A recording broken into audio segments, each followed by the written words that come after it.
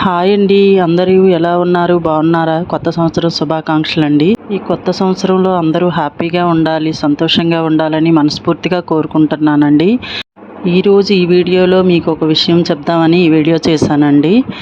ఈ ఉగాది ముందు రోజండి ఇక్కడ అమ్మవారు పండగ చేస్తారండి. గ్రామదేవతల పండగ అమావాస్య రోజు గ్రామదేవతల పండగ చేస్తే చాలా మంచిదటండి. ఇక్కడ ఈ గుడిలో అమ్మవారి పండగ చేస్తారండి, నూకాలమ్మ పండగ.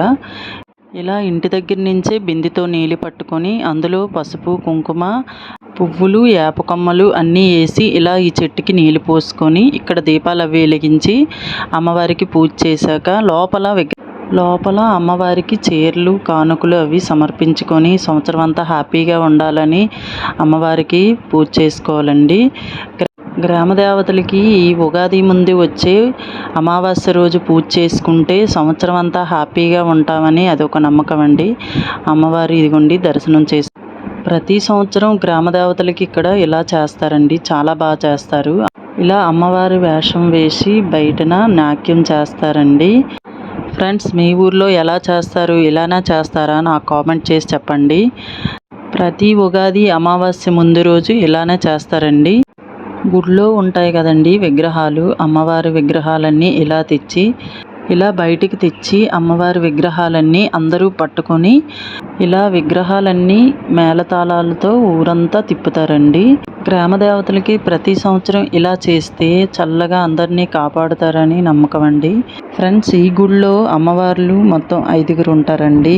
ఫస్ట్ పైడితల్లమ్మ ఉంటారండి, తర్వాత అమ్మవారేమో దుర్గామాత అండి, తర్వాత అమ్మవారేమో జువ్వాలమ్మ తల్లి, తర్వాత అమ్మవారేమో నూకాలమ్మ తల్లి అండి. ఇప్పుడు ఆ నూకాలమ్మ పండగే అవుతుందండి.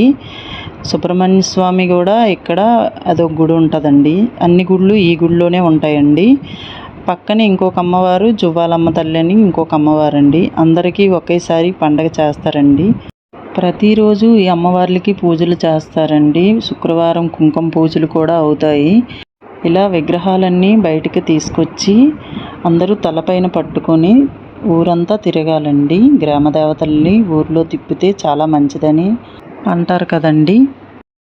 ఈ గుడిలో ఒక్కొక్క అమ్మవారికి ఒక్కొక్క తిథిల్లో పండగ చేస్తారండి. ఇప్పుడు నూకాలమ్మ పండగ, అలా ఒక్కొక్క అమ్మవారికి ఒక్కొక్క పండగ చేస్తారండి. ఇలా అన్ని విగ్రహాలు పట్టుకొని ఇలా గుడి బయటన కుమారస్వామి విగ్రహం, ఆంజనేయ స్వామి విగ్రహం కూడా చాలా పెద్దగా ఉంటాయండి, చాలా బాగుంటాయి.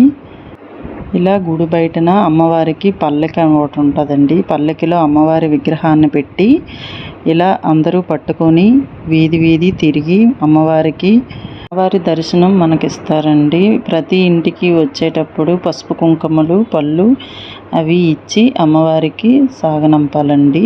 ఇక్కడ గుడిలో కమిటీ వాళ్ళు ఉన్నారు కదండి, వాళ్ళని నేను కూడా అడిగాను అమ్మవారికి నేను ఒకసారి ఎత్తుకుంటానని. సరేనండి తీసుకోండి, కొద్దిగా ఆవిడ ముందు వరకు నడిచే వరకు వెయిట్ చేసి అప్పుడు మీరు తీసుకోండి అన్నారు. మా ఫ్రెండు నేను కూడా అమ్మవారిని తలపై పెట్టుకొని కొద్దిగా వరకు నడిచామండి. తలపై అమ్మవారు ఉంటూ చాలా హ్యాపీ అయిపోయిందండి. ఇంకా మాటలు రాలేదు, చాలా హ్యాపీ అయిపోయింది.